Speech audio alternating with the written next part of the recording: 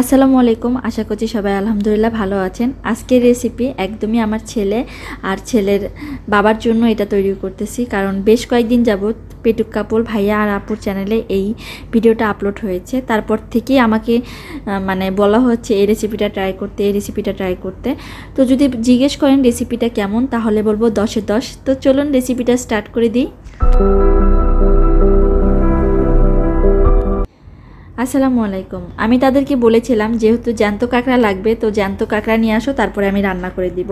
আমি খুব শিওর ছিলাম যে জ্যান্ত কাঁকড়া পাওয়া যাবে না, কিন্তু দেখি আমার বাসার নিচেই জ্যান্ত কাঁকড়া নিয়ে বসে আছে।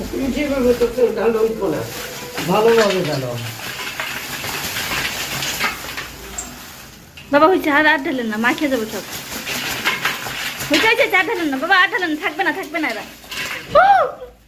তো কি বাবা, তাদেরকে বললাম কাঁকড়ার ব্যাগটা ফ্রিজে রাখতে, কিন্তু না, তারা ব্যাগটা খুলে দিল। খোলার পরে কি বাসায় কি অবস্থা, কি চিৎকার! আমি আর তোকে কি কান্নাকাটি শুরু করেছিলাম। তো তারপরে ফ্রিজে কাঁকড়াগুলো রাখা হইলো। তো কাঁকড়াগুলো ফ্রিজে রাখার পরে কাঁকড়াগুলো মরে গেল। সেই দিনে আমি রান্না করি নাই, পরের দিন আমি রান্নাটা করেছি। যেহেতু রাত ছিল, তো ভালো করে ব্রাশ দিয়ে কাঁকড়াগুলো ভালো করে পরিষ্কার করতে হবে। দেখেন আমি কিভাবে পরিষ্কার করতেছি। তারপরে হচ্ছে কাঁকড়ার পিছন দিক থেকে একটু মুখের দিকটা একটু ছুরি বা কাঁচি বা যে কোনো কিছু দিয়ে একটু চাপ দিলে দেখবেন মাথার উপরে খোলসটা উঠে আসে। আর অবশ্যই কিন্তু এই খোলসটা ফেলে দেওয়া যাবে না। আমার ছেলের আর ছেলের বাবার রিকোয়েস্ট, এটা রেখে দিতে হবে।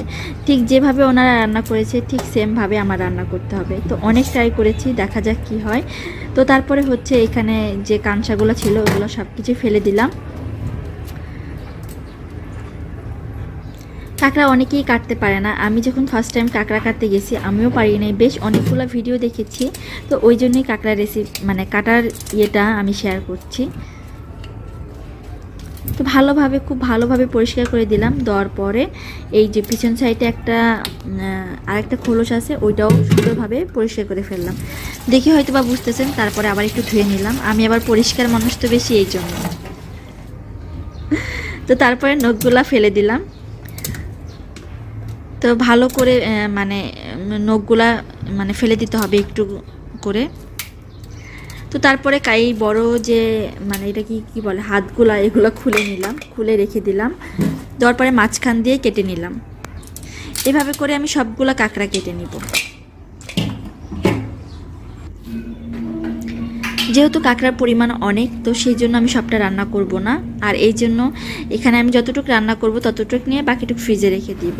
এখানে লবণ আর লেবু রস দিয়ে কিছুক্ষণ মাখিয়ে তারপরে ধুয়ে দিব। ওই যে বললাম আমি একটু বেশি পরিষ্কার, এই জন্য। তারপরে কিছু রসুন আছে, সেই রসুনগুলো একটু কুচি করে নিলাম। আমি একটু বেশি পরিমাণেই রসুন দিব, কারণ রসুনের ফ্লেভারটা তোকির বাবারও অনেক পছন্দ, আমারও অনেক পছন্দ, তোকিরও অনেক পছন্দ। তো এই জন্য বেশ কয়েকটা রসুন নিয়েছি, দেখে হয়তো বা বুঝতেছেন। রসুনগুলো বেশ ভালো করে কুচি করে নিব।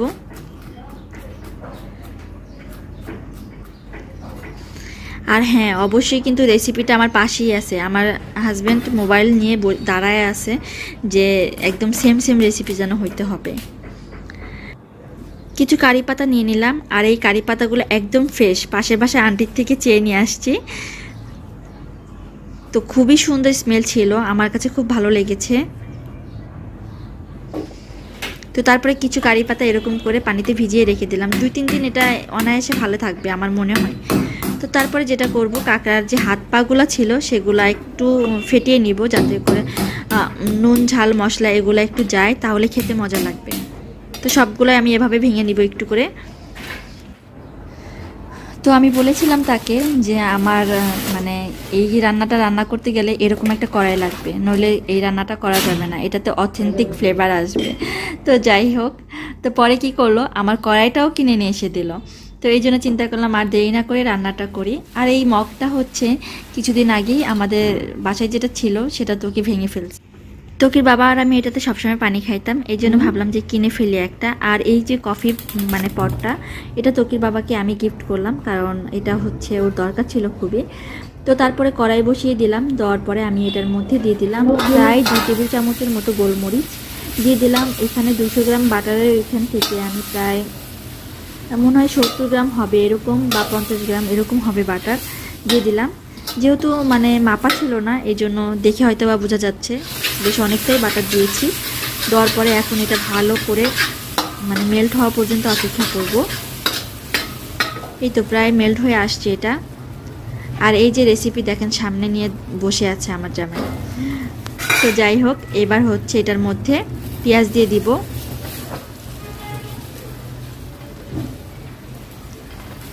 তারপরে দিয়ে দিলাম রসুন। দেওয়ার পরে বেশ কিছুক্ষণ আমি একটু নেড়ে নিব।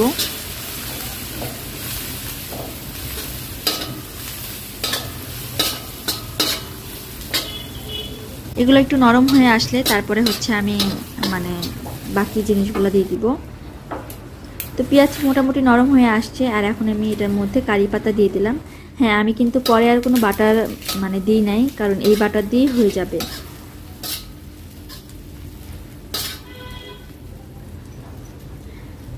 তো পাশ থেকে আমার মানে ছেলের বাবা বলতেছে যে কারি পাতা কম হয়েছে, আরও দিতে হবে। তো দিয়ে দিলাম একটুখানি লবণ আমি, যাতে কারি পাতাগুলো একটু মানে নরম হয়। আর এই তো আবার একটু কারি পাতা দিয়ে দিলাম। দেওয়ার পরে আবার একটু নেড়ে নিব। লবণটা একটু অবশ্যই বুঝে দিবেন, কারণ লবণের পরিমাণটা কিন্তু বেশি হওয়া যাবে না, যেহেতু সল্টেড বাটার, দেন আবার হচ্ছে 3 রকমের সস যাবে এটার মধ্যে।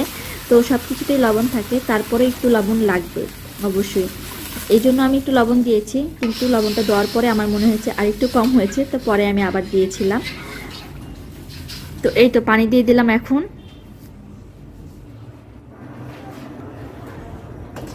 দেওয়ার পরে আমি একটা ঢাকনা দিয়ে ঢেকে রেখে দিলাম কিছুক্ষণের জন্য, বলক আসা পর্যন্ত।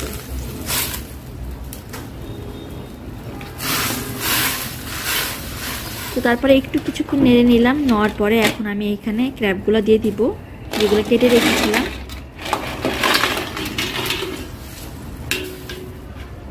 তো দেওয়ার পরে কিছুক্ষণ আবার নাড়বো। যদিও ওনারা চিংড়ি মাছও দিয়েছিল, বাট আমার বাসায় কাঁকড়া থাকলে চিংড়ি মাছ কেউ খাবে না, তো ওই জন্য আমি আর চিংড়ি মাছ দিই নাই। অনেকগুলাই চিংড়ি ছিল আমার বাসায়, বাট দিই নাই, কারণ কেউ খাবে না ওইটা। তারপরে আমি কিছুক্ষণের জন্য ঢেকে রেখে দিলাম। দেওয়ার পরে একটা বলক আসছে, আবার একটু ঢেকে দিলাম। দেওয়ার পরে যে উপরে মাথার খোলসগুলো রেখে দিয়েছিলাম, তো খোলসগুলো এখন দিয়ে দিলাম। এর মধ্যে আমার হাজব্যান্ড 2বার এসে জিজ্ঞেস করছে যে মাথাগুলো দিয়েছি কি না, মানে এই মানে খোসাগুলো দিয়েছি কি না। তো আমি বলেছি হ্যাঁ দিব, দিয়েছি। তো এই যে দিচ্ছি এখন। দেওয়ার পরে আবার ঢেকে দিলাম কিছুক্ষণের জন্য।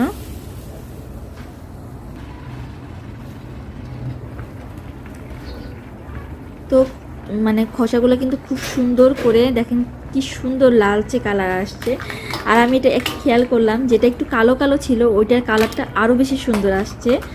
তো খুবই ভালো লাগতেছিল দেখে। এটা ডেকোরেশনের জন্য খুব সুন্দর একটা জিনিস। আমি বিভিন্ন কোরিয়ান চ্যানেলে দেখেছিলাম যে এই মানে খোলসগুলো ওরা কী করে, আগুন দিয়ে একটু পুড়ে নেয়, তারপরে ক্র্যাবের কোনো কিছু রান্না করলে ওইটা পরিবেশন করে, খুব দেখতে সুন্দর লাগে। এখন আমি সস অ্যাড করব। এখানে দিয়ে দিব sweet soya sauce, premium soya sauce. তো এখানে দিয়ে দিলাম হচ্ছে ওয়েস্টার সস, 1.5 টেবিল চামচ পরিমাণ করে দিয়েছি। আর এখানে দিয়েছি হচ্ছে soya sauce, dark soya sauce যেটা, সেটা দিয়েছি। তো এটাও 2 টেবিল চামচের মতো দিয়েছি। দেওয়ার পরে এখন ভালো করে এটা মিক্স করে নিব। দিয়েছিলাম সুইট প্রিমিয়াম সয়া সস, আর একটা দিয়েছিলাম ওয়েস্টার সস, আর একটা দিয়েছিলাম সয়া সস। তো দেওয়ার পরে সব কিছু ভালো করে মিশিয়ে নিচ্ছি। তো নেওয়ার পরে যেটা করব, এই পর্যায়ে হচ্ছে কর্নফ্লাওয়ার বা কর্নস্টার্চ একটু পানি দিয়ে গুলে অল্প অল্প করে দিব, আর নাড়তে থাকবো যে কতটুকু মানে ঘনত্ব চাচ্ছি আমি, বা ওনারা এভাবেই বলেছে, আমি এভাবেই বলতেছি। তো যাই হোক, ভালো করে মিক্স করে নিলাম। যেহেতু রান্না করি, নিজের একটা আন্দাজ তো আসি। তো তারপরে আবার একটু দিয়ে দিলাম। দেওয়ার পরে আবার একটু কিছুক্ষণ নেড়ে নিলাম। নেওয়ার পরে এখন যে মাথাগুলো ছিল, সেই মাথাগুলো দিয়ে এই গ্রেভিটার সাথে ভালো করে একটু মানে নেড়ে নিব, যাতে সব মশলা সব কিছুর সাথেই লাগে। তো বেশ কিছুক্ষণ নাড়ার পরে এখানে দিয়ে দিব হচ্ছে গোলমরিচ। আর হ্যাঁ, এখানে কিন্তু আমি চিনিও দিয়েছি, চিনিটা স্কিপ হয়ে গিয়েছে, বাট এখানে আমি চিনিও দিয়েছি। আর চিনিটা না দিলে কিন্তু আসলেই হবে না, কারণ চিনিটা দিয়েই টেস্টটা বেশি আসে, আমার কাছে মনে হয়েছে তাই। তো এখন আমি আবার ভালো করে মিক্স করে নিচ্ছি। নেওয়ার পরে এখন এটা আমি কিছুক্ষণের মধ্যে নামিয়ে নিই। পেটুক কাপড় ভাইয়া আপুকে অনেক ধন্যবাদ এত সুন্দর একটা রেসিপি শেয়ার করার জন্য, আর যিনি রান্না করেছে তাকেও ধন্যবাদ। তো এটা এত মজা ছিল বলে বোঝানো যাবে না। রেসিপিতে যদি জিজ্ঞেস করেন কত দেওয়া যাবে তাহলে বলবো 10-এ 10, যদি 10-এ 100 দেওয়া যেত তাহলে তাই দিত মানুষ, কারণ রেসিপিটা খুবই মজার ছিল। তো আজকে রেসিপি এই পর্যন্তই। আল্লাহ হাফেজ, সবাই ভালো থাকবেন, সুস্থ থাকবেন। আসসালামু আলাইকুম।